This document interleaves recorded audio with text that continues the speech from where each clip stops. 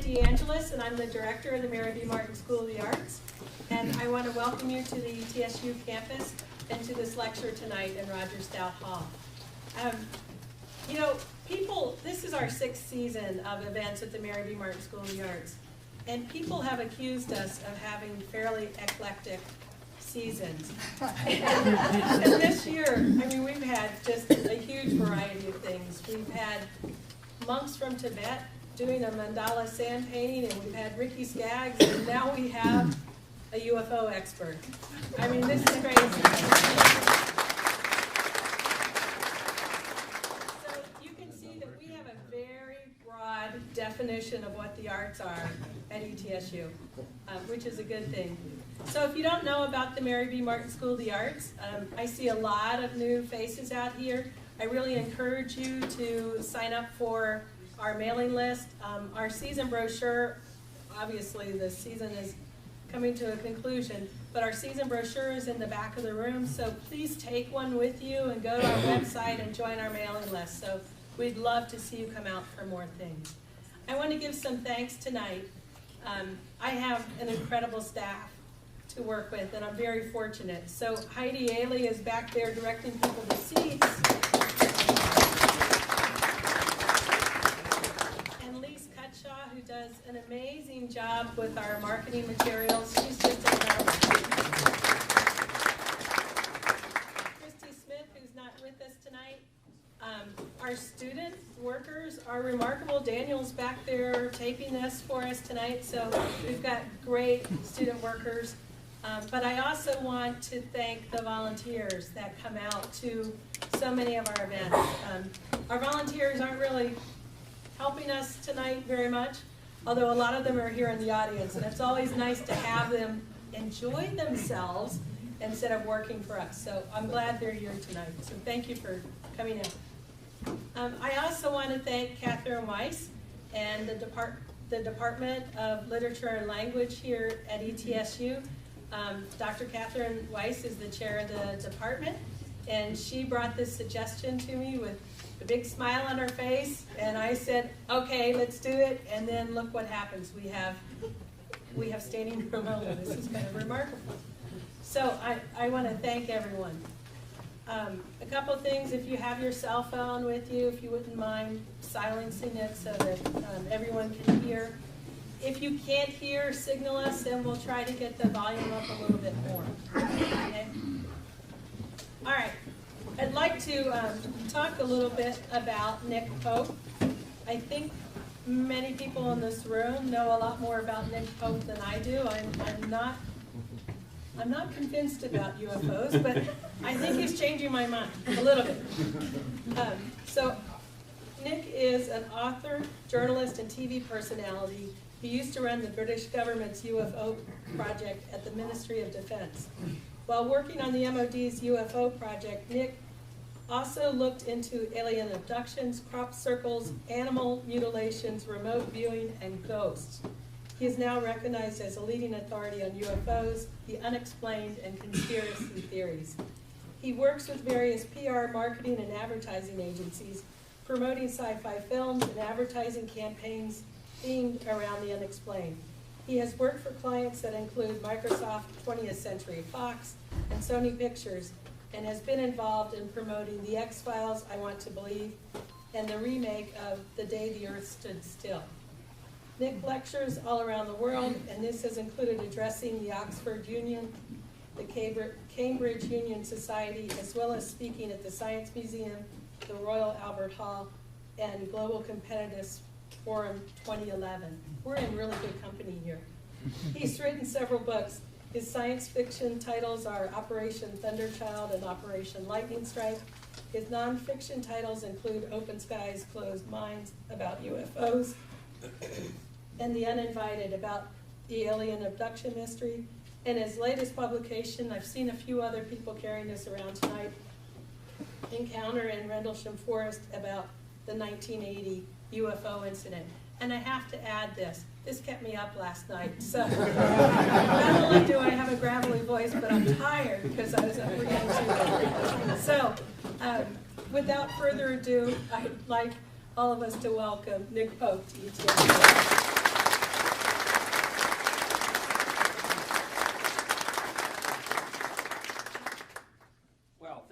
much. I'm going to just dim the lights, I think. Or am I? Yes, so we can see that. Well, I would like to do some thank yous as well. I'd like, of course, to thank Professor DeAngelis and Professor Weiss. I would like to thank Lise and Heidi and everyone at the Mary B. Martin School of Arts and ETSU who have been so kind and have brought me here. And of course, I'd like to thank you for coming along. And I'm sorry for those of you at the back who don't seem to have gotten a seat and have to stand, but I'm standing too. So, you know, we have a little bit of solidarity there. And so, I'm going to speak for about an hour and then throw it open to you for questions, comments, and we can have a conversation about all this. My background is that I worked for the British government for 21 years at the Ministry of Defence, which is the UK's equivalent of your DoD, and I did a number of different postings there. I was a civilian employee, and from 1991 through to 1994, my job was to research and investigate the UFO mystery to determine whether there was any evidence of any threat to the defence of the United Kingdom or anything of more general defence or scientific interest.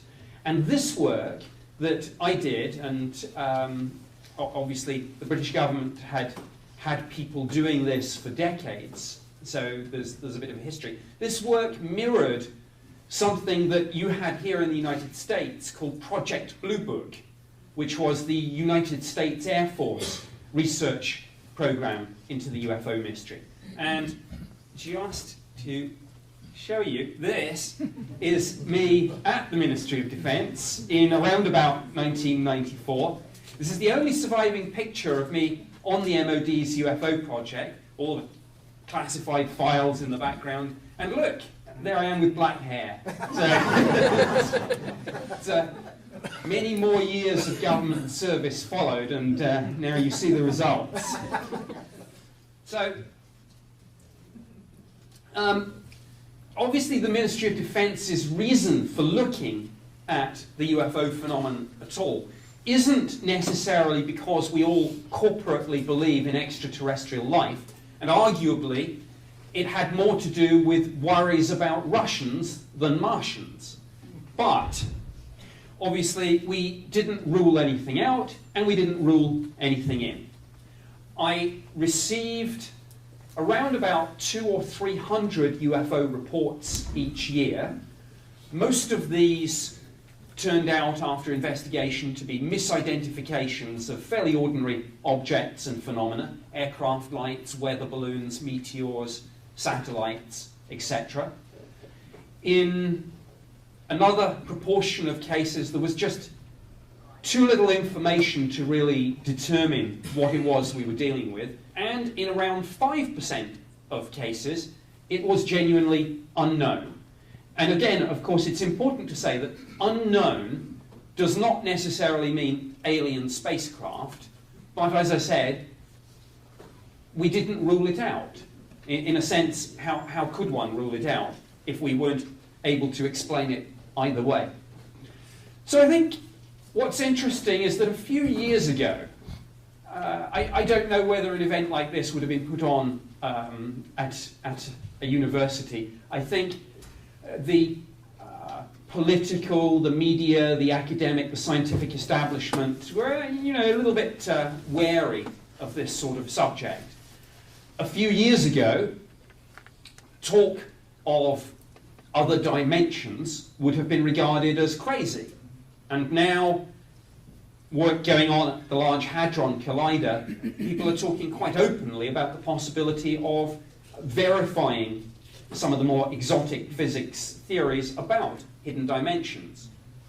A few years ago, the UFO subject itself would have been regarded as more science fiction than science fact, and yet, if you look at the mainstream media, I don't know how many of you have followed this in recent months, but there seems to be a ramping up of mainstream media engagement about this subject. John Podesta, former Chief of Staff to the President of the United States, tweeting that his biggest regret about his time in that post was that he wasn't able to open up the UFO files.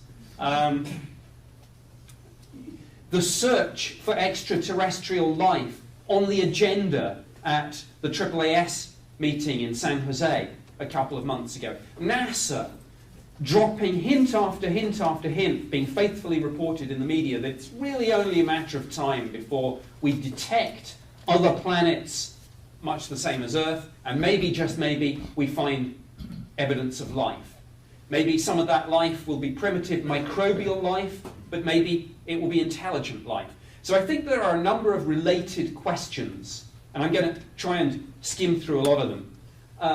Is there life elsewhere in the universe? Might any of that life be visiting us? They're not the same question, but they're related. And what I think is the most interesting question of all, what would be the consequences of finding alien life? All too often in the UFO subject, I think, we get a very polarized debate. You get this kind of skeptic versus believer dogfight. And each camp has its deeply entrenched views, and there's really not much middle ground. So I don't suppose a true believer would ever convince a die-hard skeptic, and vice versa. So let's maybe try and get beyond that and say, well, look, let's just play a game and say, what if it's true? What would happen then? Because I think that takes us to a more interesting and arguably more productive place. Oh, yes. Just to show that I have indeed done some work to promote the odd sci-fi movie from time to time. That's me and a very tired, jet-lagged looking David Duchovny. And I don't know how many of you are X-Files fans, but it's great to see the series coming back. And so, that is the real X-Files. It's not quite as glamorous. My job at the Ministry of Defence did not involve running around in dark warehouses with torches and guns, and I was never assigned an Agent Scully either. But that's kind of, those are the British government's real-life X-Files, and we'll probably get into some discussion and questions about conspiracies and cover-ups, but it is interesting and telling, I think, that in the United Kingdom and in other countries, the government is in the process of declassifying and releasing a lot of its material on UFOs. Now, there is a funny story about that. Of course, the MOD really didn't have a spaceship hidden away in a hangar anywhere. Or if they did, I'm afraid they didn't tell me. But it was consistently our policy to downplay the true extent of our interest and involvement in this phenomenon with the British Parliament, with the media and the public. So the sorts of sound bites that were routinely put out for decades when anyone asked was, well, we glance at these reports just to see if there's any defence threat, and it's all tied up more with foreign military aircraft, and there's nothing to it. The whole thing's of no real defence significance. And in May 2008, when the government started releasing the files, they had to do it in batches because there was rather a lot of it. And in the end, and this process is not yet even complete, I know you probably hate audience participation, but let's do a guessing game.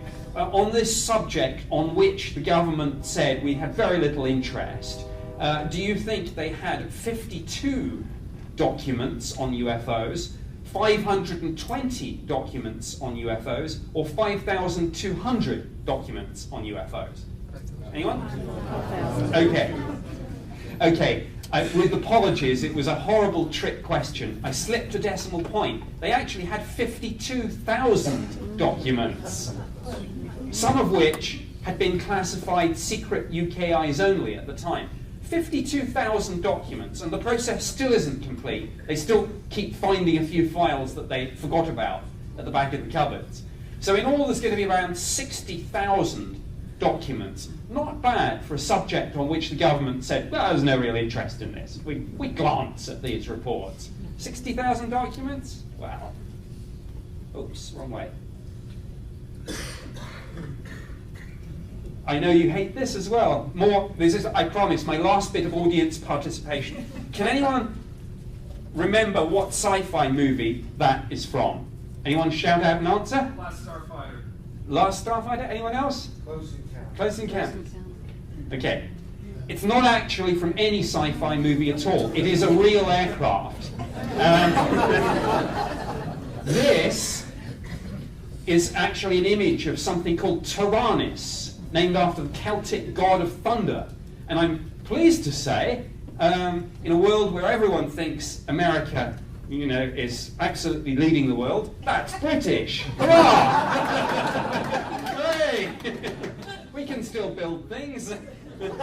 And this is, you can go onto the internet, and if you Google Tyrannus, you can find it on the Ministry of Defence website, in the mainstream media too. That's from the official launch. Does anyone think that they're ever so slightly playing into the kind of sci-fi meme of a spaceship hidden away in a hangar?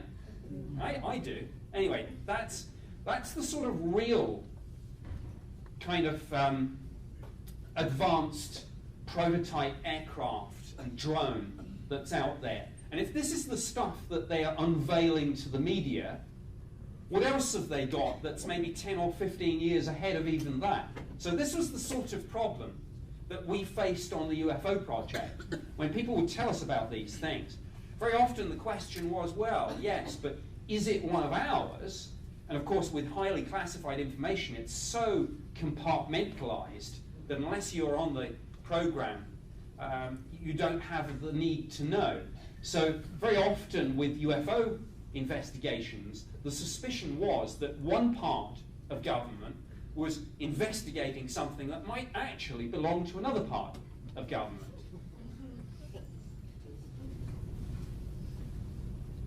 That has not yet been built, but is an image which, again, I pulled off the Ministry of Defence website just a few weeks ago.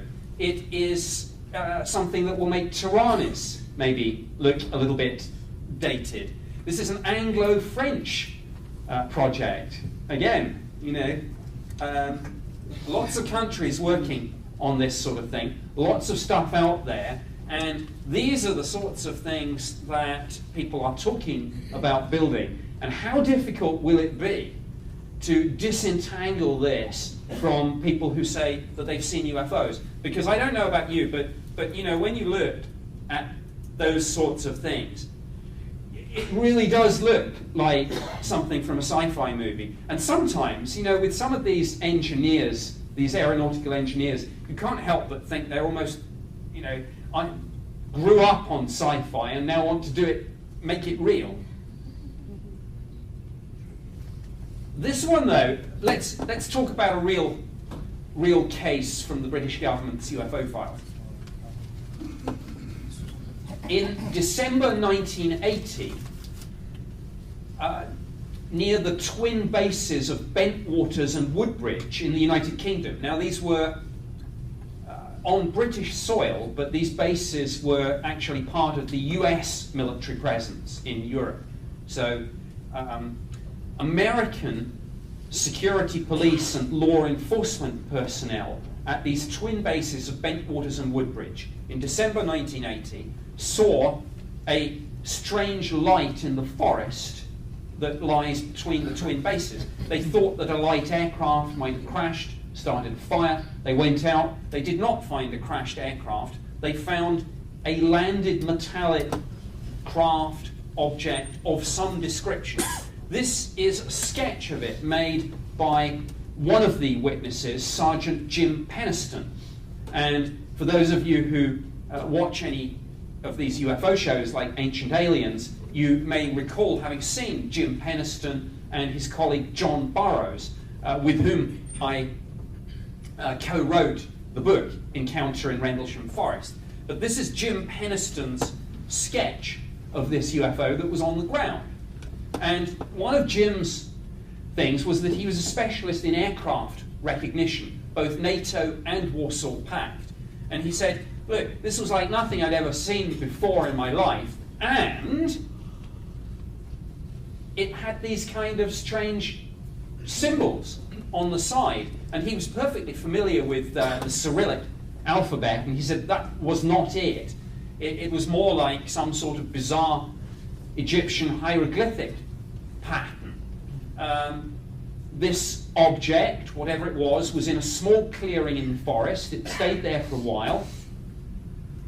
Then it slowly rose up above the ground, and as it cleared the tops of the trees, it accelerated away at very high speed.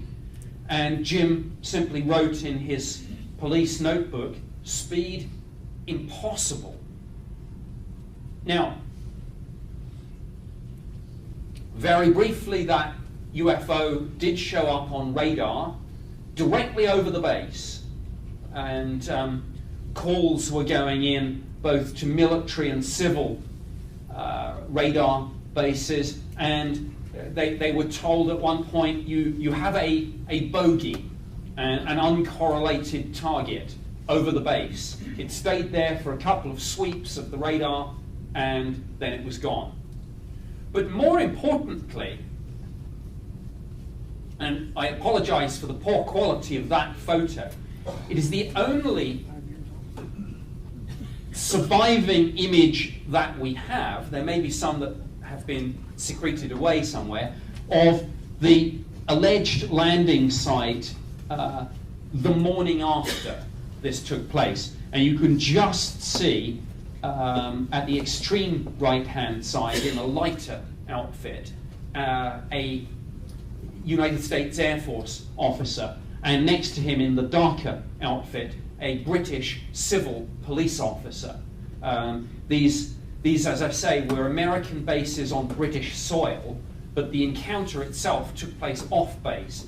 So it was quite a complicated jurisdictional issue that we got into. But that area where this thing landed, there were some more sightings on the next night, and on the third night there was an awards ceremony going on, and the senior base personnel were there, and they were getting ready to present these awards. So the door burst open, and one of the young officers came up, he saluted, and breathlessly he said, "Sir, it's back." And everyone looked a little bit confused for the moment and said, "What are you talking about? What's back?" And the officer said, "The UFO, sir. It's returned." The senior officers conferred for a moment, and then the deputy base commander, Lieutenant Colonel Charles Holt, said that he would take a small team out into the forest, in his words, to debunk this UFO nonsense for once and for all. So Colonel Holt went out there, and he took with him some very powerful lights on the backs of flatbed trucks called light-alls. And he said, if there's anything unusual in the forest, we're going to light the whole place up and flush it out. But the lights started failing. And just to cycle back, because of time constraints, I've had to leave a few things out. But when John Burroughs and Jim Penniston had their encounter on the first night, their radios were malfunctioning. So something seemed to be interfering with all this kit. And so Colonel Holt couldn't get the light-alls to work. So while he was waiting for the new ones to arrive, he and his team went back to this site and said, well, let's go to the place where the guys reported this on the first night. And when they got there, they found that on the ground there, and it was December in the UK, and it gets pretty cold, the ground was frozen solid, but there were fairly fresh indentations where Colonel Holt estimated that an object weighing several tons had indeed been there, slap bang in the centre of that small clearing, and had made these indentations in a broadly triangular shape. Now, one of the people who Colonel Holt took out with him was the disaster preparedness officer, Munro Nevels. And Nevels had with him a Geiger counter. And it was actually obvious to them, just looking at the site visually, the trees around the edge of the clearing, the inward-facing sides of them seemed to be burnt and scorched. So they were a little bit concerned about this, so Nevels got out the Geiger counter, and they started to get some readings. And those readings peaked in the 3 indentations where this object had apparently come to rest, and on the inward-facing sides of the trees where these burn marks seemed to be. Later on,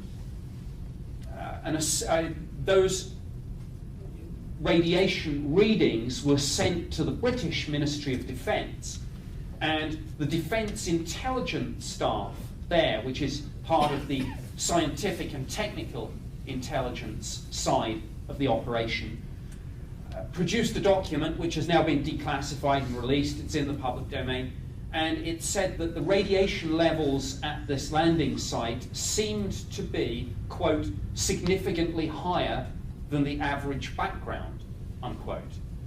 So again, there seemed to be some physical corroboration of what it was that all these people were seeing. Now, at about that point, somebody shouted out, "Look through the trees," and there was a bright light, and this light began to come closer, and Colonel Holt and his team came out of the forest into a farmer's field, were looking up in amazement as multiple lights were buzzing around in the sky, performing erratic maneuvers. Colonel Holt said that this thing was, it was almost like this thing was doing a grid search.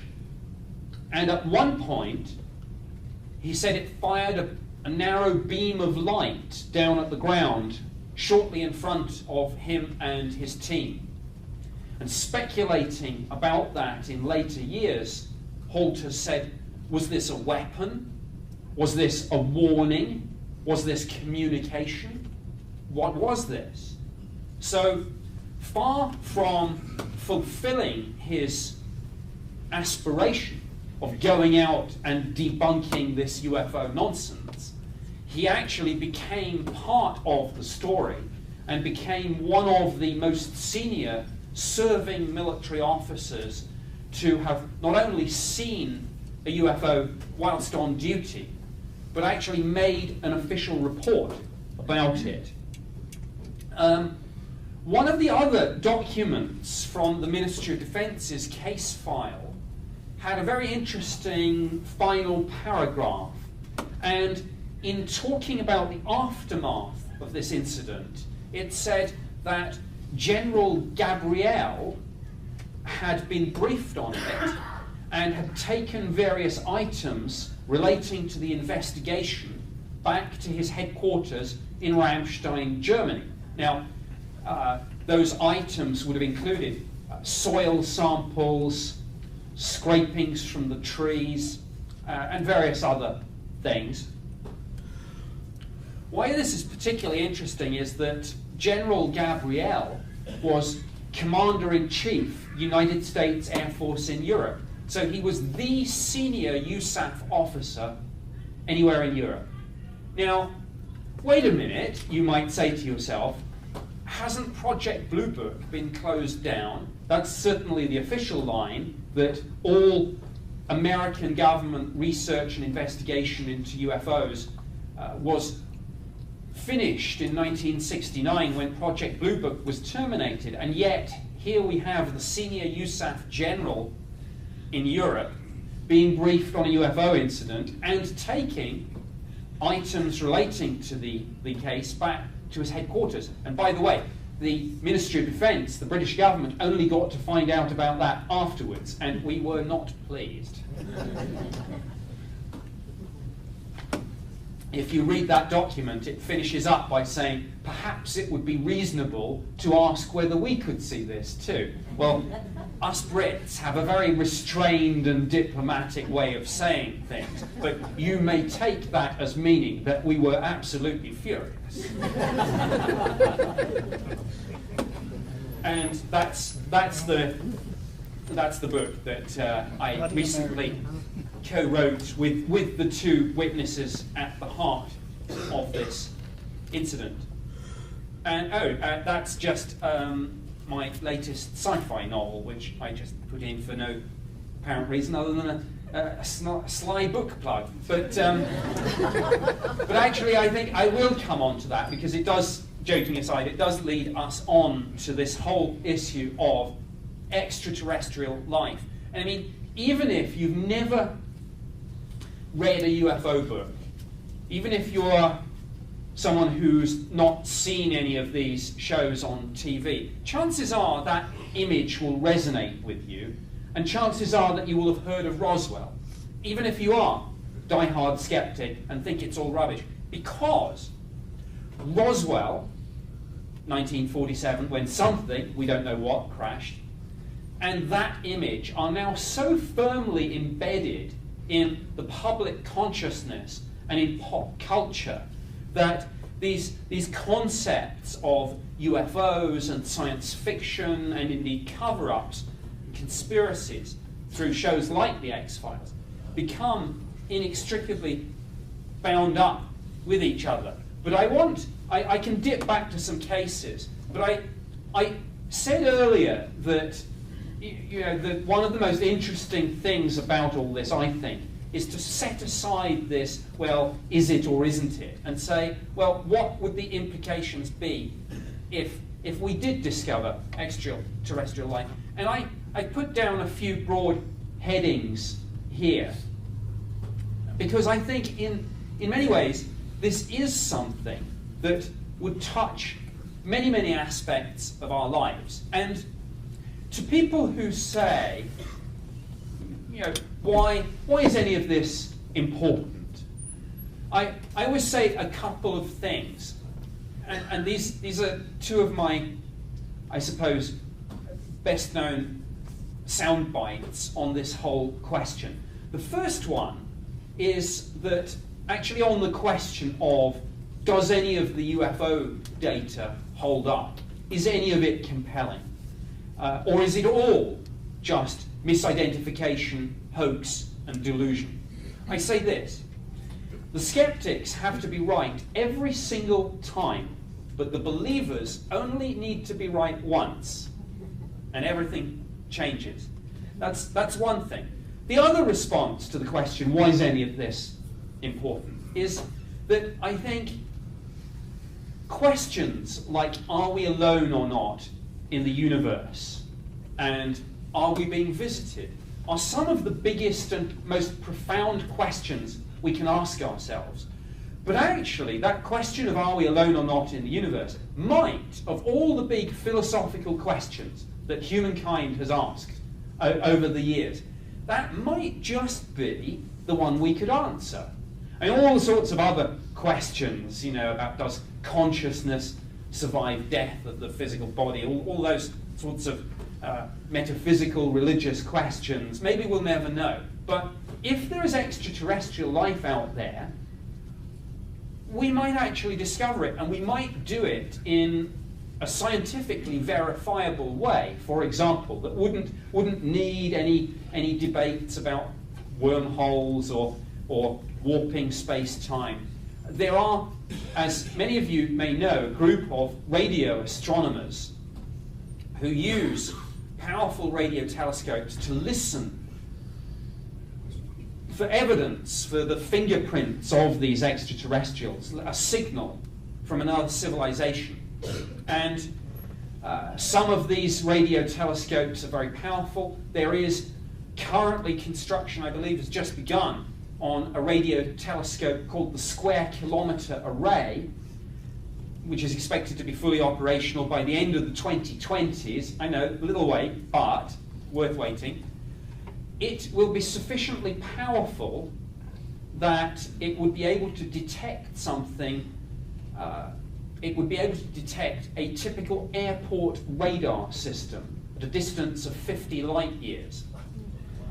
So if there are any detectable civilizations, certainly in our little corner of this one galaxy, the Square Kilometre Array might find them. And if you look at the exponential rise in the power of both things like radio telescopes and the computer that you need to process the data, I mean, we can do things now that would be unheard of 5-10 years ago. So, as I say, it's a big and profound question, but we might be able to get an answer. And if we could get an answer, why wouldn't we want to? It would be arguably the most interesting and impactful scientific discovery of all time. And, you know, so I think these sorts of questions are worth asking. In case anyone thinks no one's really asking this outside of a tiny fringe group, that's not true. In 2010, I attended 2 Royal Society discussion meetings in the United Kingdom. And the Royal Society is arguably one of the most prestigious scientific bodies in the world. It recently celebrated its 300th anniversary, so it's got a little bit of a pedigree to it. Previous members and fellows include Sir Isaac Newton, Albert Einstein, more recently Stephen Hawking. And the first of these 2 meetings that looked at this whole question of life out there was called The Detection of Extraterrestrial Life and the Consequences for Science and Society. And the Astronomer Royal, don't you love these British titles that we have? The Astronomer Royal, the Queen's Astronomer, chaired the discussion. And the second meeting was entitled Towards a Societal Agenda on Extraterrestrial Life. So if anyone thinks no one's really taking this seriously,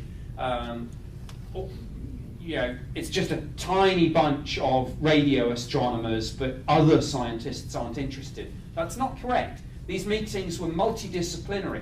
There were physicists and astrophysicists, but there were also psychologists, anthropologists, theologians, all coming together to ask 2 questions. How's the search for alien life going? And what happens if we find it? And one of the biggest and most controversial questions of all is this: what do we do if we pick up a signal?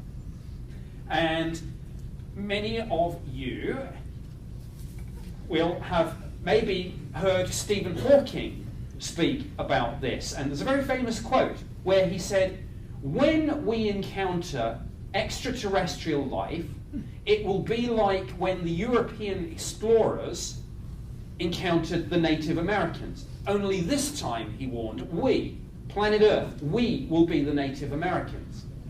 So Stephen Hawking said we ought to think very carefully before replying to a signal from an extraterrestrial civilization, or doing what other people say we should do, is forget this listening for signals. Let's start trying to send our own incredibly powerful ones. But I think one of the fascinating... So yeah, us government types, we can do jokes. This was actually one of the most controversial questions, was even if we could get beyond this question of should we reply, if we decide to reply, who would send that reply? Would it be the President of the United States, arguably the most powerful individual on the planet? But actually, leader of only one country in the world. There are many, many countries, and there are many political persuasions. Secretary General of the United Nations might be a little bit more inclusive, but would we really want a bureaucrat being our first encounter with extraterrestrial life? The Pope, any religious leader? Well,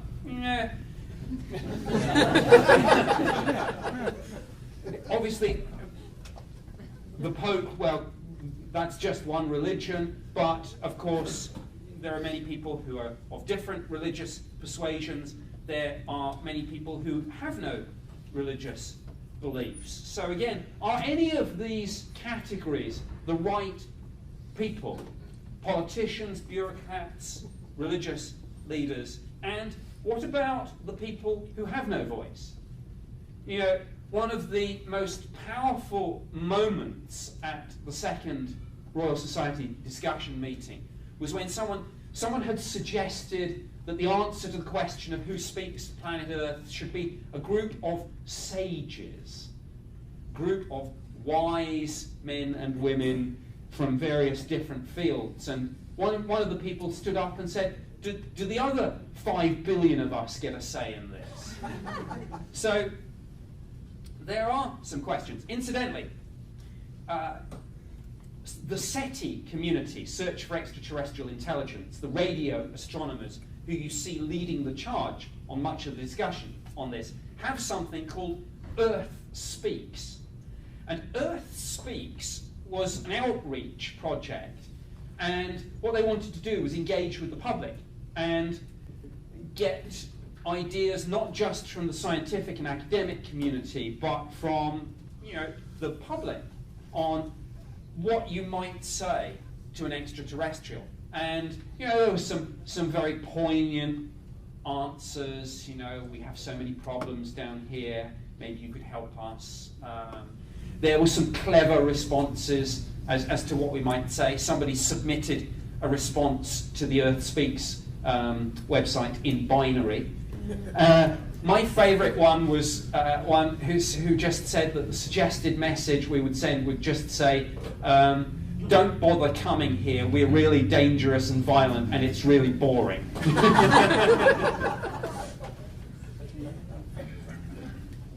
And what would we say? What would we say? And if we did pick up an alien message, could we even understand it? And then if you could interact, whether they land on the White House lawn or whether, and I know that light speed means that it takes years for the signal to arrive and years to come back, but let's just say, because these are the sorts of philosophical questions that I think people would ask. And those are some of the questions that we might want to ask, or we might not. We might have other questions. Whoops, that's too far. But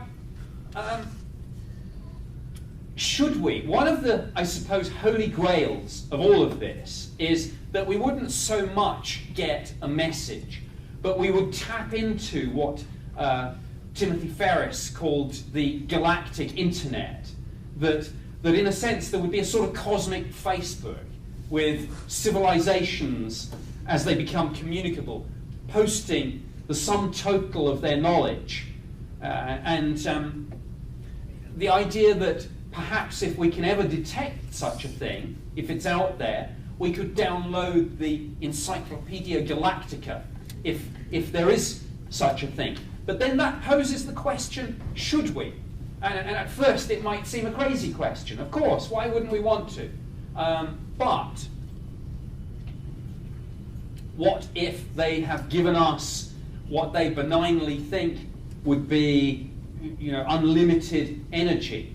Well, there's that great line in the movie The Medusa Touch with Richard Burton, where he says, we find out what powers the sun and we make bombs out of it. So actually there might be information in there that might be quite harmful. And then there's another question. When you go to school and college, if you're given all the answers on a plate, you don't really learn. So whilst it might be interesting to tap into the Encyclopedia Galactica and get all the answers, maybe we shouldn't. Maybe we should find these things out for ourselves. But then that takes you to a difficult moral area. Should we make our own medical discoveries so that we can thrive as a species and learn and evolve? Well, maybe we should say yes. But what if you have a loved one who has cancer? Then you just want to download the cancer cure straight away, if it was out there. So those are some of the more sort of philosophical questions that I think might arise from extraterrestrial contact. Now I'm going to dip back out again before I go to Q&A. I'm going to talk about another case from the MOD's UFO files and the edge of our terrestrial technology. So it's something you would want to take a look at. So there were these two Air Force bases, and a UFO flew over one of them and was witnessed by a patrol of Air Force police.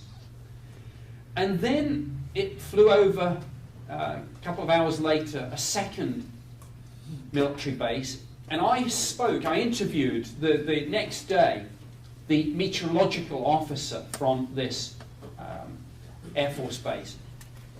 And I tell you, his voice was still shaking as he described to me a huge, flat, triangular-shaped craft moving very slowly towards the base at a speed of maybe no more than 50 or 60 miles an hour, 3 lights at each edge on the underside of this thing, and one larger, slightly fainter light in the middle. He said there was a low-frequency humming sound coming from this craft. He said it was unpleasant, one of those sounds that you can feel reverberating through your body, like standing too close to a bass speaker or something. And he said that the craft was maybe no more than 200 feet above the ground.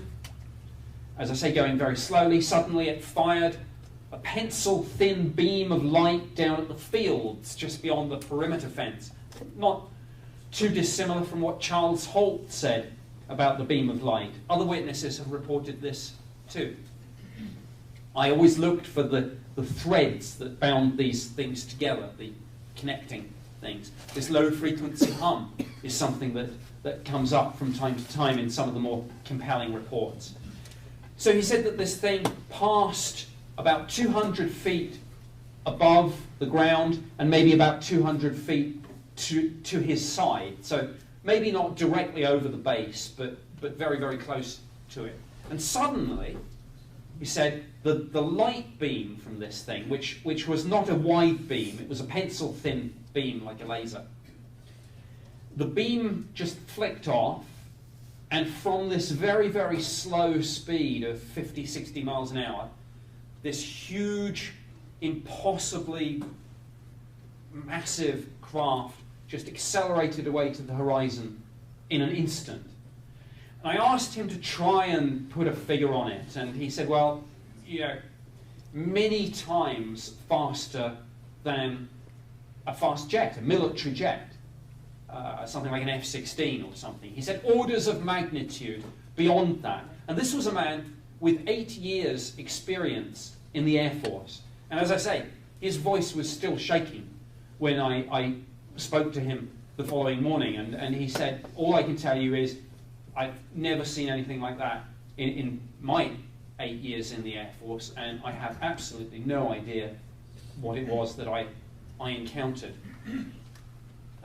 Reports, we did a huge investigation, we briefed senior political and military figures in the Ministry of Defense. We asked the American government, is it possible that you have some secret prototype spy plane that you've test flown over our country and forgotten to tell us about?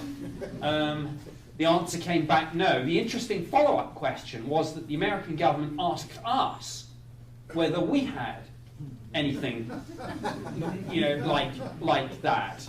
And that was interesting because, again, officially, Project Blue Book supposedly shut down in 1969, and there's not supposed to be any official investigation or interest in this at all. But clearly someone, somewhere, was interested. And, again, we'll get into perhaps some talk about cover-up and conspiracy in Q&A. Our standard soundbite on all of this no defence significance, quote-unquote, line that we trotted out, clearly sounded a bit lame when you were dealing with something like that. And I think if I had dared just dismiss this Air Force officer and tell him, don't worry, it was of no defence significance, I would have not wanted to have stuck around. And when you go through the somewhere between 52 and 60,000 pages of documents, you'll find some cases like that.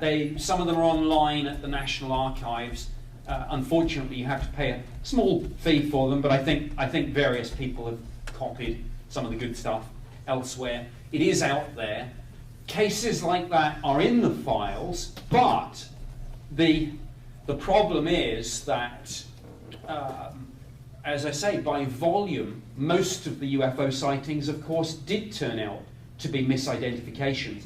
So you have to wade through hundreds of pages of clearly just people seeing aircraft lights and weather balloons to get to the good stuff. I mean, I remember in my first week on the UFO project, somebody phoned up and said that they'd seen a huge, bright, white light, and I tried to tease out more details, and it transpired that there was a red light on one side and a green light on the other side. And when I asked where this was, the witness said, well, it's not too far from Heathrow Airport. And you have to wade through an awful lot of that, and then suddenly you get to the good stuff, the Rendlesham Forest incident, the incident that I mentioned from 1993, which is generally known as the Cosford incident. Sometimes the categories of cases that gave us most cause for concern, of course, were near misses between UFOs and military and indeed sometimes commercial aircraft.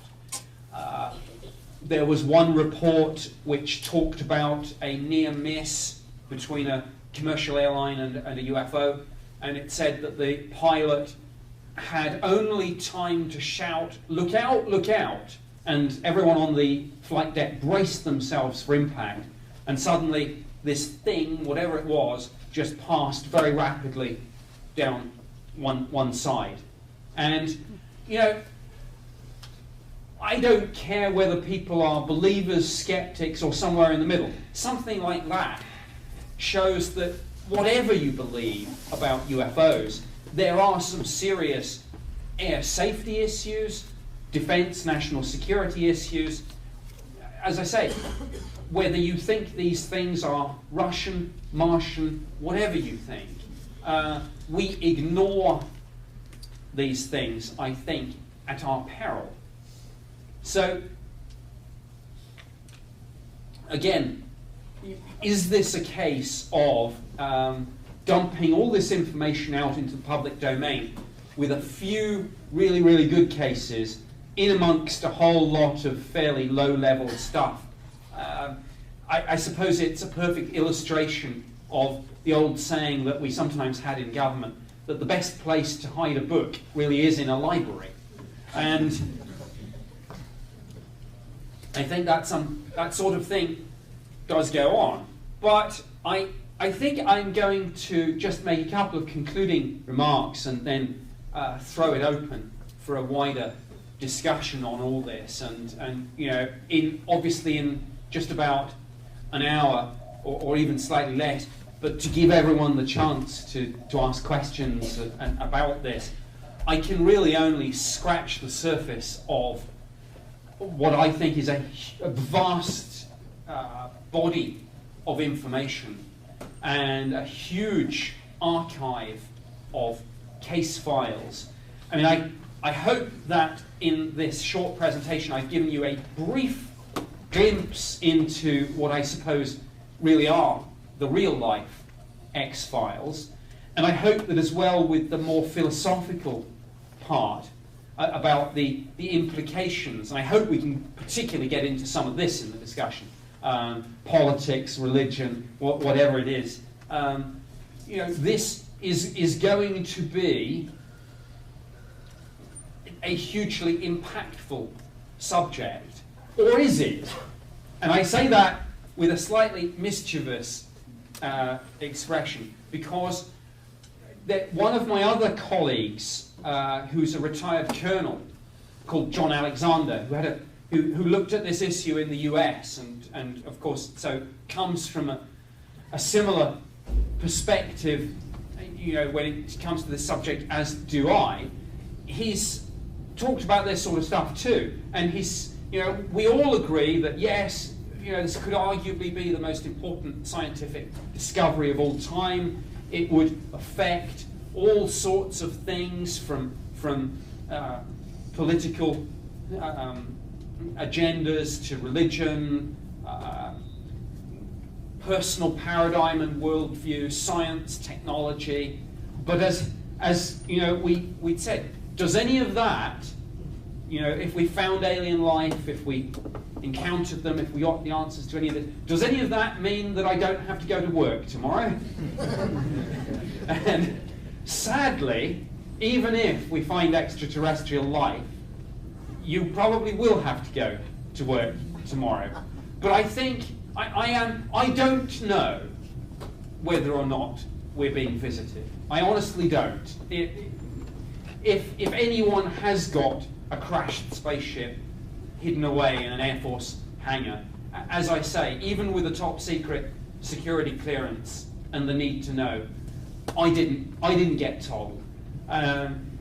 If that does exist, I don't know. So are we being visited? I don't know. But I think some of the UFO cases are maybe more interesting than people might suppose. And as I say, the believers only have to be right one time, and they've won their argument. But I don't know. As to life out there in the universe, absolutely, absolutely. I'm sure there is. And if there is, they should be detectable, because civilizations, if life evolves and becomes intelligent, and intelligence seems to be a pretty good survival strategy, we're doing reasonably well out of it. If they're out there, we'll find them. And I believe that ours will be this will be the generation that finds it. So throughout history, people have looked up to the skies and wondered what's out there. All of us here in this room might just get to find out. Thank you very much for listening. And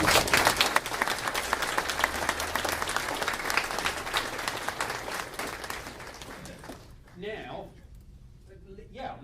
let's go to questions. And I don't know how people want to work this, but if anyone's got a question, why don't you raise your hand? I'll point and then shout it out. And Nick, could you turn the lights back up? Yes. Thank you. I could. Is that? There we are. Yes. I wonder if anyone here has had a UFO experience or knows someone that has, and if they have, then let them tell us about it. Okay, let me take that question, and before we do that, let me do two things with it. First of all, if anyone in the audience has seen a UFO or had what they believe to be a UFO or extraterrestrial experience, please raise your hands. That's an interest. Keep those hands up, please. Of those people who've seen a UFO, how many of you actually made a report to anyone? Not as many. What do you Yeah. mean by report? Well, did anyone who's seen a UFO report it, either try to report it to the government or contact the media or a UFO organization like MUFON? And I think what that shows us is that I think there was actually quite an interesting, a reasonably significant proportion of people had seen a UFO. But of those people who had seen it, an awful lot hadn't reported it. Possibly, and this is something that I came across in my government work, either through fear of not being believed or fear maybe of being ridiculed. And that was always a problem to us at the Ministry of Defence. We knew that we were only really looking at the tip of the iceberg when it came to these reports. And for all we knew, there was a whole bunch of even more compelling sightings, maybe with some evidence. I mean, I didn't really get into this, but of course a lot of what we were interested in the Ministry of Defence in getting was not just the stories from the witness, but radar tapes that might corroborate a visual sighting, photos and videos that Air Force intelligence experts in imagery analysis could look at. So there's a whole bunch of things out there. And there may be people in the audience, of course, who have seen something but are sitting next to maybe family members or friends who they haven't even told. So maybe the number's even higher. I don't know if anyone in the audience who's had an experience wants to share it, but if you do, or if you've got another question, just raise your hands, and if we get to an experience, that's great. If we get to another question, that's great too. Yes. Yes, you with the glasses, yes. Yeah.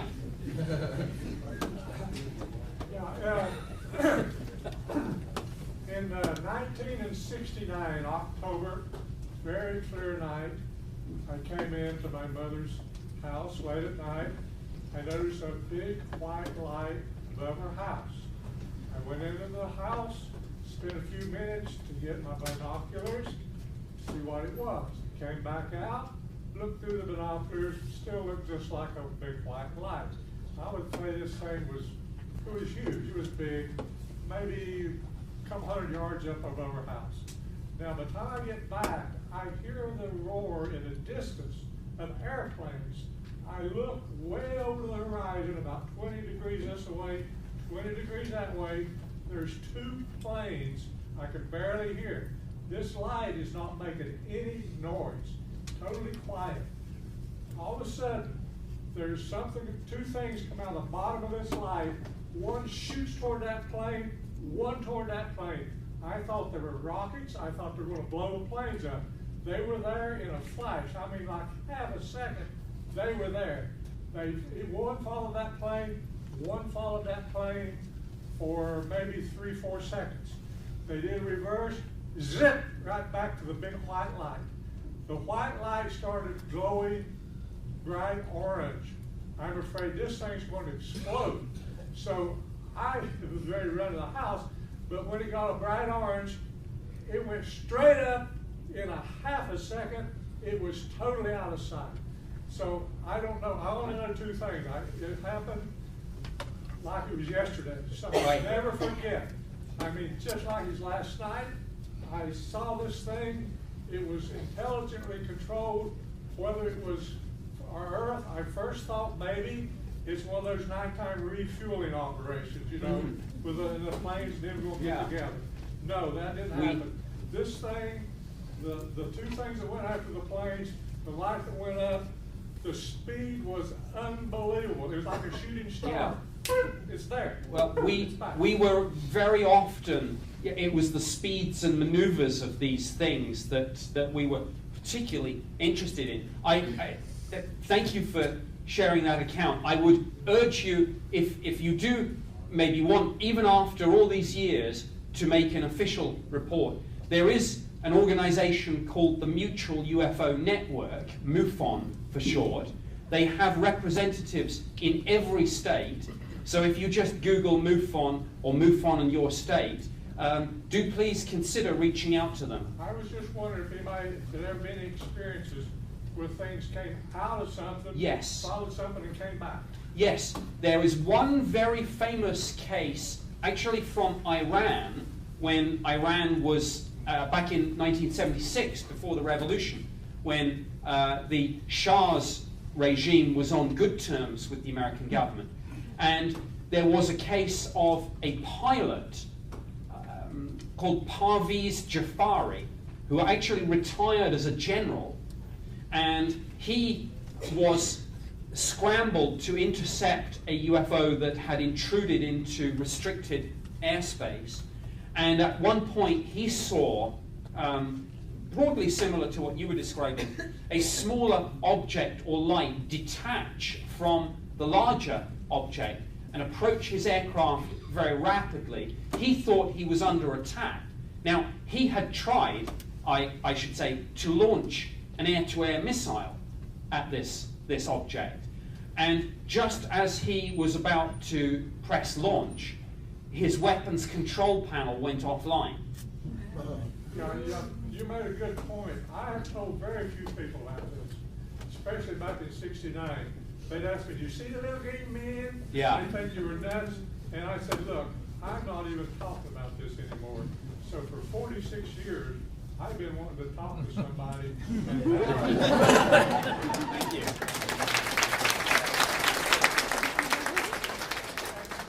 times are different now. They are. You know, and I feel more about talking. I'm also will be 70 years old in May. I want to get this told before I die. Sure. Thank you for sharing. Yes. I was a teacher at Edmond High School, and I was taking a group of 3 students home, 3 high school students home, and I was pulling into a subdivision that is here in Johnson City. And as we were pulling the subdivision, it was about 7 o'clock in the evening, and I think it was around, sometime in the late 70s, early 80s, somewhere around in there. And all of a sudden, we rounded a little hill, and I said, "Girls, look." And out in the yards, people were watering their grass. There was a lady there watering her grass, and all of a sudden she stopped, and we all looked, and I said, "Girls, remember this for the rest of your life." And out on the horizon, probably, I'm not good with distances, maybe 200 yards, there was a cigar shape. It was a cigar-shaped vehicle, and it was something like that. I've never seen it before, and it was parallel to the ground. And all of a sudden, we watched it a little bit, and it was just about 2 minutes. I mean, just enough to see it. And all of a sudden, it went like this and was gone. It just was gone. And I just turned around and I said, "Girls, we just saw a UFO." Thank you. That was here in Johnson City. Yes, down here. Okay. This happened to me in 1980. I was a senior in high school. My father was in the vehicle with us. We were coming home from a football game, and immediately from our right to the left, across in front of the windshield, an orb about this size or a little bigger, red, flew across in front of the vehicle. Both of us said, "What was that?" I turned around to look, and it flew back across from behind me. I did not know who to report this to or who to say to. I remember it today just like it was yesterday. And last year, I finally found out about Lincoln, and I reported it, and I have a case number. But my father and I both were in the vehicle, and that happened to us. That's great. Thank you. Thank you for that. I mean, I think, when we go around and hear these sorts of accounts from people, I think you can sense, firstly, the sincerity, and secondly, the emotion, particularly with people that have maybe not had a chance to talk to people about this. I know people who have made reports to the government, say, when I was doing that job, who hadn't told their spouse or their closest friends. And I think that whatever we believe about UFOs, we do ourselves a disservice when we ridicule or ignore what a heck of a lot of people are seeing, whatever these things turn out to be. So thank you everyone for sharing your stories. Please feel free to continue sharing stories or asking questions or making comments.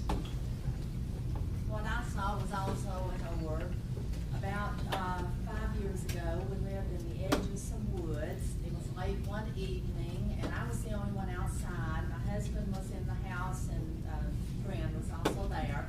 And I saw a red orb going beside the edge of the woods. It could not possibly have been a car. It was just a one red light. And I don't know, I've always wondered, are there any association between orbs and UFOs that you're aware of?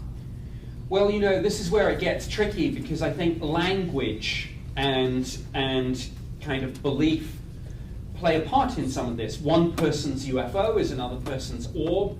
Other people might say, well, it's just ball lightning. But even amongst meteorologists, there's no universal acknowledgement that ball lightning even exists. The Ministry of Defense in 2006 declassified a report codenamed Project Condign, which speculated that some of these reports might be due to exotic atmospheric plasma phenomena that science and meteorology doesn't yet fully understand. But sometimes I think that's just a fancy shorthand for we just don't know. And governments don't like to say we don't know. And that's one of the reasons, I think, for the secrecy. I'm not a great believer in a huge X-Files type cover-up, but I do believe, certainly, and I know that there have been consistent policy to downplay all this, and part of the reason why is that no government can really say, yeah, there's something in our airspace, occasionally they're seen by pilots, military personnel, tracked on radar, there are some near misses with planes, but hey, we don't know. No government likes to be put in that. The governments exist on projecting power and authority. They don't like to say we don't know. So that's one reason, I think, for what has been a consistently defensive and unhelpful attitude on the part of many governments all around the world on this subject. Right at the back. What event made you a believer? Well, I'm not sure that I would classify myself as a believer. I think, though, that in terms of the events that made me think, well, hey, whatever it is, there's more than just swamp gas here. I think certainly the Rendlesham Forest incident that I mentioned is one of them, and the Cosford incident is another. But Rendlesham in particular, and I mean, in the book that I've just written, it's almost like a perfect storm of everything that makes a UFO case compelling. Multiple witnesses over a series of 3 nights. Those witnesses were in the military. The UFO was tracked on radar. There was physical trace evidence. There is a paper trail of government documents, the authenticity of which is not disputed. They're on the government's own website. So I think, I'm not saying that I'm a fully paid up believer, but in terms of what certainly shifted me along the spectrum somewhat, it is the Rendlesham Forest case. I read the book, and in it, one of the witnesses says that he thought, at least I'm remembering this, that they weren't maybe something from another planet, but us from the future. Yes. What do you think about that? There are, I mean, I think sometimes, mainly because of the influence of science fiction, we do maybe get a little bit overly focused on what's known as the ETH, the extraterrestrial hypothesis. But amongst the believers, there are, not perhaps equal in number, but there are certainly those who subscribe to the theory that what we're dealing with is either some sort of intrusion from other dimensions, and interesting that, of course, I mentioned CERN and the Large Hadron Collider, so such things are not quite as far-fetched as they might have sounded a few years ago. But yes, there are a number of people who say that we might be dealing not with extraterrestrials, but with time travelers from the future. And I mean, one of the arguments that proponents of that theory put forward is they say, well, you know, that's not exactly, you know, the sorts of bug-eyed monsters that you see in some. That's that's kind of humanoid, and maybe that's that's us from the year whatever. So yeah, there are certainly a number of people, including Jim Penniston, who say maybe this is from the future. And I know there's certainly one professor, Ronald Mallet, who's published some theoretical papers on time travel. So yeah, if you haven't already checked out Ronald Mallet, check out his work. Yes. The thing that was outrageous and made me quite mad in your book was the fact that Burroughs and Penniston were unable to gain access to their very own medical records so they could be treated by the VA for PTSD and other health issues. And this all came out in your book Yes. last year, right in the middle of the VA scandal that we've heard about. What is the status of that situation for these men?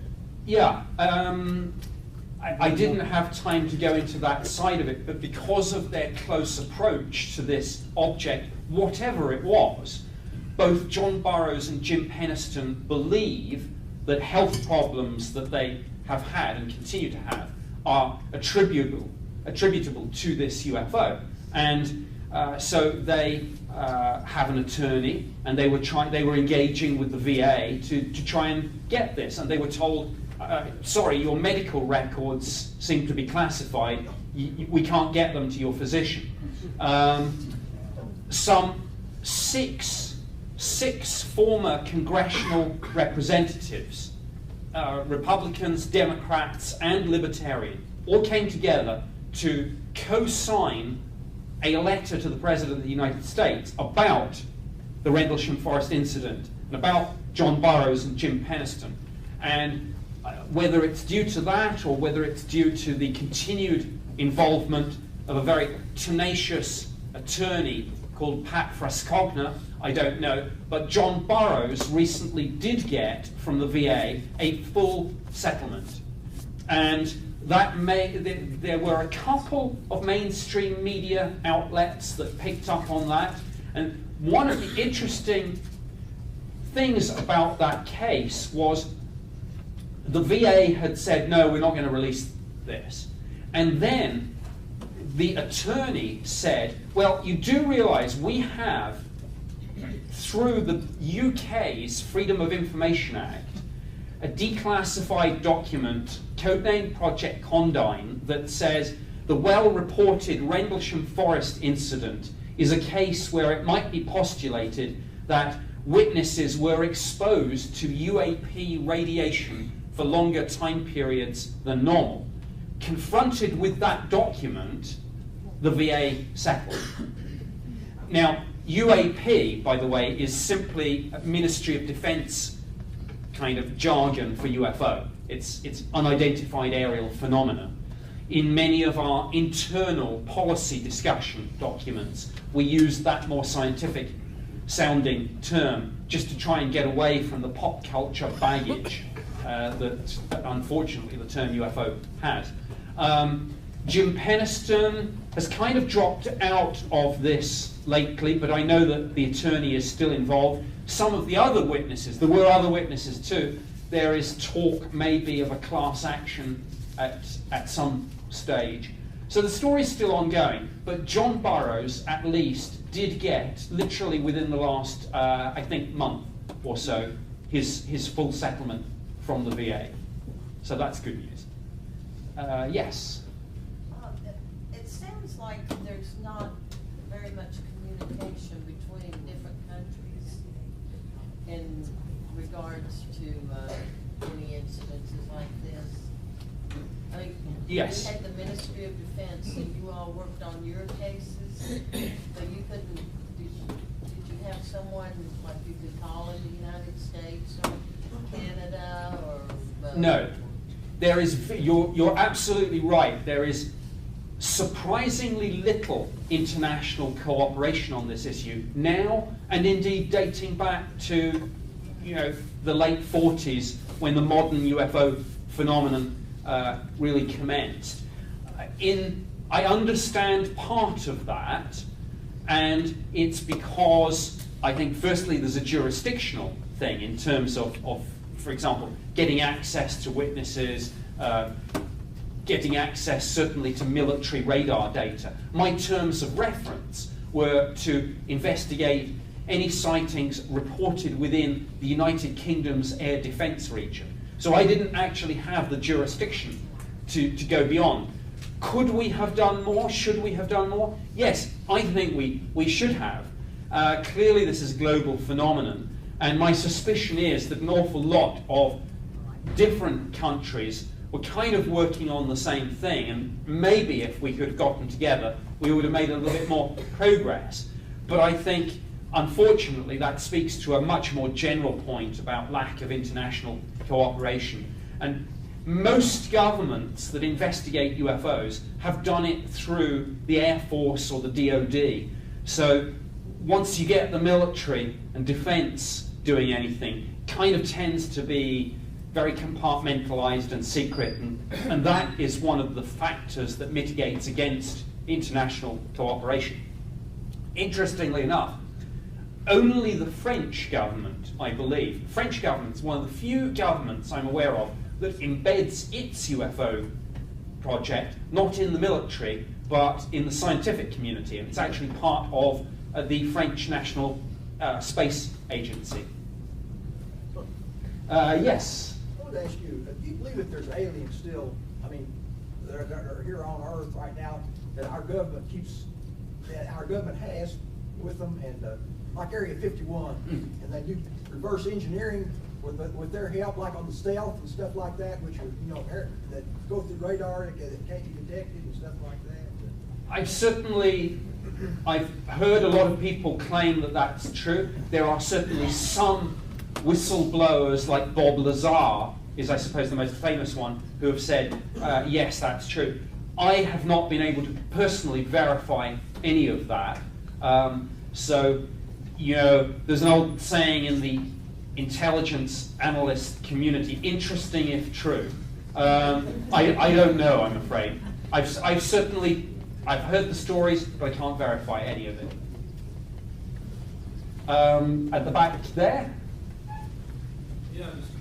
Coe, how would you evaluate the explanation of the Reynolds Ford incident by the explanation that what they were seeing with Lieutenant Colonel Hall, the airman was seeing was actually the Warfordness lighthouse? Yeah. Yes, there are a number of skeptical theories that have kind of tried to say, well, what strange lights could these people have seen that have an ordinary explanation? And one was indeed the Orford Ness lighthouse. The problem with that theory was, and I've been to Rendlesham Forest many times to film TV documentaries and news stories on this. And I've gone back and I've actually walked the ground, and the problem is the topography. From most of the locations where the people were actually seeing the UFO, the lighthouse is not visible, and even when it is a tiny pinprick of light on the distant horizon. And of course it doesn't explain any of the radar or the physical evidence. I went there most recently last year with a film crew, and the director said, we've got to do the lighthouse theory, let's go there. And we drove like about 12 miles to get there, got out of the car, and it was still in the distance. And I won't tell you what the director said, but it was it was like, oh, let's get back in the car. This is a crop. I mean, there are, so, yeah, but some people say, well, maybe it was the lighthouse shining through the trees. Other people have said maybe it was the lights from a police car or a burning pile of manure. Yeah, I think sometimes some of those skeptical theories are even more bizarre than saying, well, maybe. Yeah. I live between Johnson City and Jonesboro. Last fall, approximately 10:30 p.m., moonless sky, no clouds. I had my dog out at that time, and peripherally I picked up something west, which is Jonesboro. It was a iridescent blip about the size of a normal star. What was interesting is I followed this blip from about 10 degrees above the horizon to the middle of the sky, and it appeared to make a 90-degree turn, which I could not see, but I counted 1, 2, 3, 4, 5 going south. This took approximately 3.5 to 4 seconds. I thought it was quite interesting. Yeah. It obviously wasn't a satellite. Sure. I mean, those sorts of The maneuvers. motion was very steady, Mhm. no no wavering, and I thought it was rather interesting. Matter of fact, the dog even looked up. Right. Thank you very much for that. Are you familiar with Paul Hellyer and the work he's doing, and Dr. Greer and the citizens hearings that they have just the last couple of years? Yes. Okay. And in fact, I actually was one of the people who spoke at the citizens hearing. For those that haven't heard of this, some activists in the UFO community feel so strongly that the government isn't doing this but should be, that they've said, and their catchphrase is, if Congress isn't doing its job, we'll do it for them.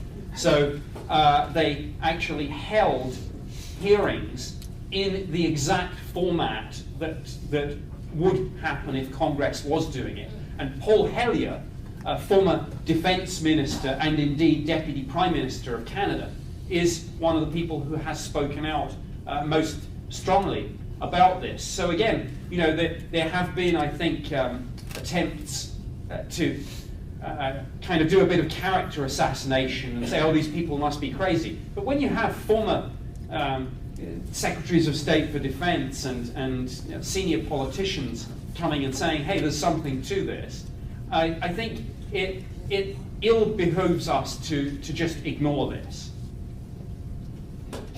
Yes. In the middle 80s, I had occasion to spend 3 days with Buzz Aldrin.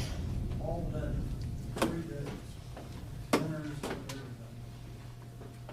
I asked him a couple of questions.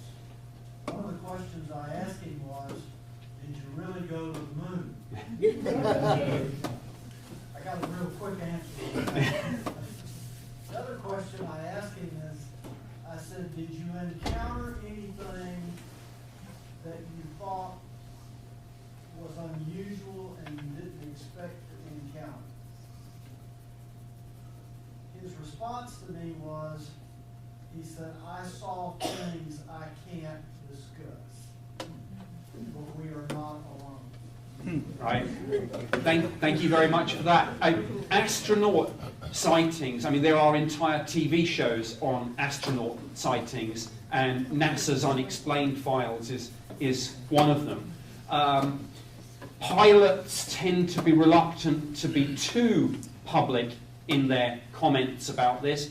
I don't know how many of you have heard of a UFO encounter that took place at Chicago O'Hare Airport in 2006. The airline concerned basically ordered its pilots and employees, do not discuss this with the media. And it was only when a crusading reporter with the Tribune started making FOI requests that all this stuff that had been denied turned out actually to be true. So if pilots are warned off from this kind of thing, you can imagine that NASA's not too keen on its astronauts discussing these things. But as you've shared, I think when you meet some of these people privately, they'll go a little bit further. And some of them, I think Story Musgrove is on the record with certainly quite a very interesting unexplained sighting. Again, skeptics might say, well, maybe some of that relates to a kind of secret but terrestrial space program.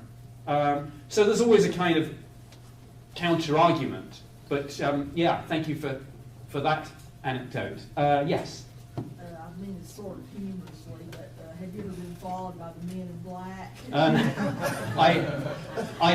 I've never been followed by the Men in Black, but I suppose having done this for the government, I've been accused of being one of the Men in Black.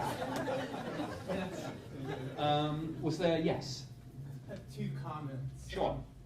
One is, you said, I think you said, I'll paraphrase, if extraterrestrials come, who should answer the phone? Yes.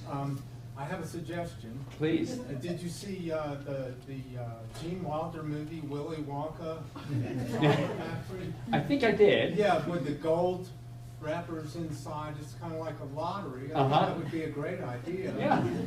Instead of having our leaders who would argue about it.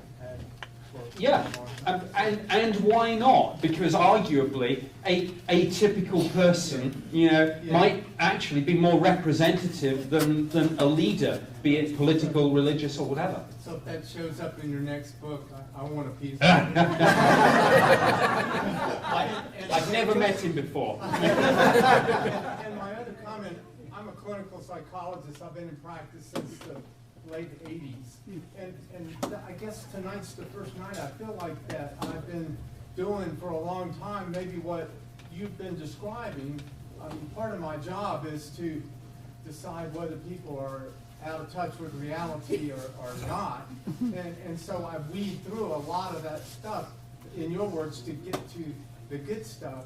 And over the years, I've had a number of people not only talk about UFOs, but about abductions, and the things that go along with that, their bodies.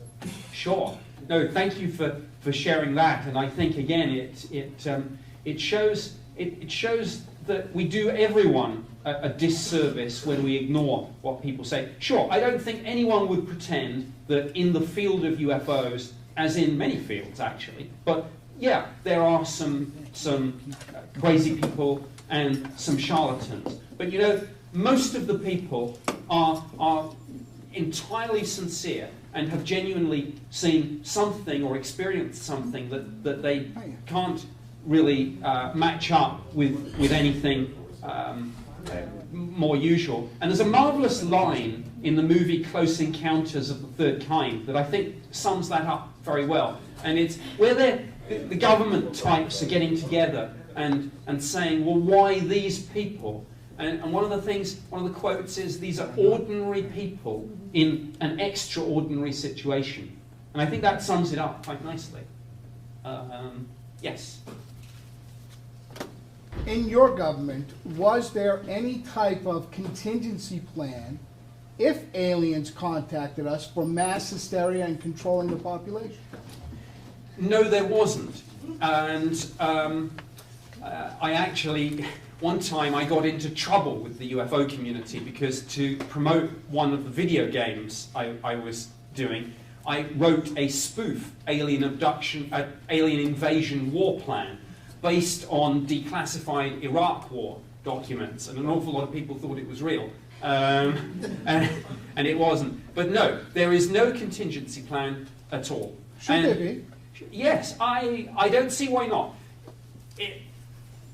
I think the problem would be how you defend it. But I think you could say that government does have plans for a lot of low probability, high impact scenarios, like a Carrington event, like a comet or meteor impact. So why shouldn't it have one for that? Because, and we haven't had time to get into any of this, but of course there are a number of, if we did get into, for example, actual face-to-face contact, there's a biohazard issue. And indeed, certainly in terms of the space program, NASA certainly has an office of forward and back contamination. So there are questions. But the next step would be, what would it do to the spiritual structure of the population if so many people believed for so long that there was nothing there, and then all of a sudden something appeared, friendly, intelligent? What would the ramifications be on society as we know? Well, there's a theologian called Ted Peters who has done some research into this, and he was one of the speakers at the Royal Society discussion meeting. He polled a lot of religious people of different faiths and said, if extraterrestrial life, including intelligent civilizations, were found, what would be the effect on your faith? Because you hear a lot of people say, oh, there'd be panic in the streets, it would, you know, people's religious faith would collapse. Actually, it transpired that people said that their religious faith would either not change or would even be strengthened. The interesting postscript to that was that each religion thought that their particular denomination would deal with it really well, but everyone else's would pass.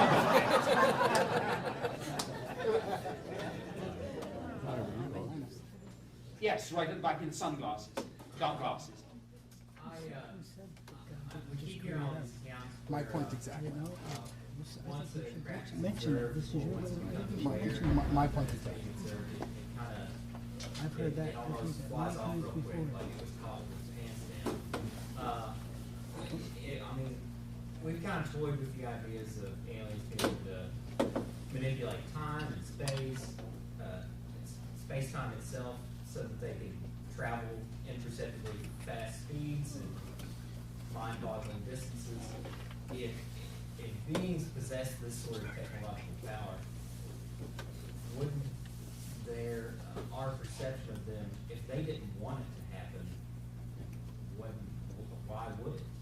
Yes, I think that raises a very interesting question. We certainly, if you look at some of the things coming out of defense contractors, there's a debate about where the line is between very, very good camouflage and a sort of Harry Potter invisibility cloak. But there are certainly, you know, there are aspirations in that area. If that's the sort of thing that we're thinking about and toying with, well, you know, imagine how far we've come in the last 200 years. We've come from what? Horse and cart to stealth fighter and space probe in 200 years. In a universe around 14 billion years old, imagine a civilization not with a 200-year head start on us, but 2 million. What might that look like? What technology might... I mean, there's a marvelous quote from the sci-fi author Arthur C. Clarke, and he says, any sufficiently advanced technology will be indistinguishable from magic. So yeah, I absolutely take the point that if they wanted to hide themselves, one would think they could do so. So maybe part of it is that they want to be seen, but not openly. Maybe it's a test. Maybe it's about our response, psychology. But, so, you know, the trouble with all of this, in a sense, is that we can only come at it from our own perspective. So you can't help but take this anthropocentric view. And I mean, it always amuses me when people say, well, aliens wouldn't do that because... and I say, well, how do you know what an alien would or wouldn't do? Yes. Yes. No. Yes. I think crop circles are really beautiful and interesting. Could you speak briefly about those? Is there any relationship in your work to them?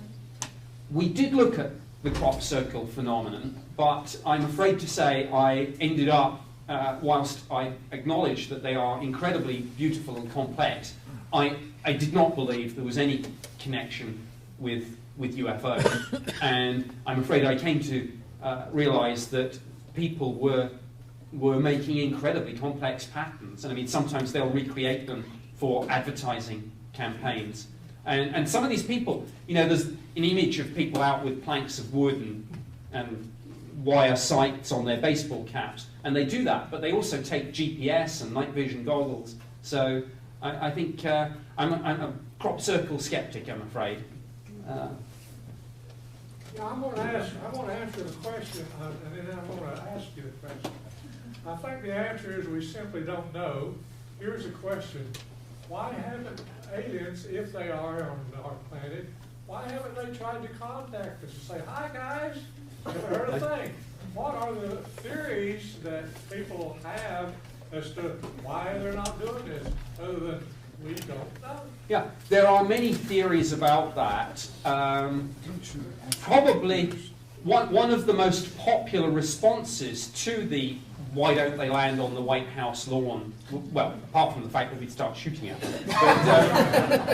but one of the most popular answers to the question "why no open contact" is the idea that it's an anthropological answer, and to a civilization so advanced that there may genuinely be little left to discover and invent, the direction in which younger emerging civilizations will go might just be the last thing in the universe of any interest to them.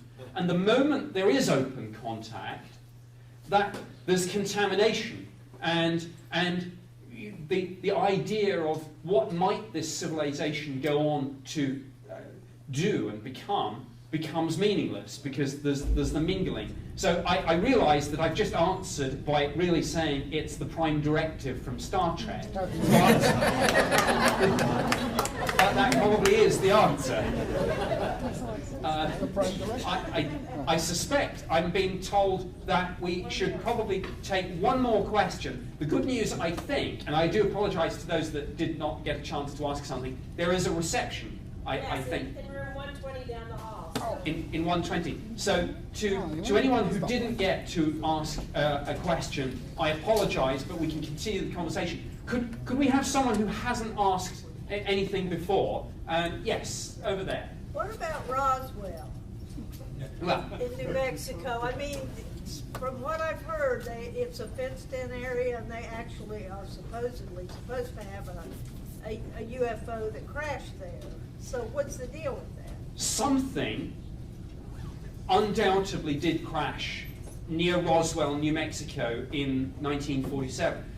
The problem is that because this is now so many years in the past, virtually none of the direct witnesses are with us anymore.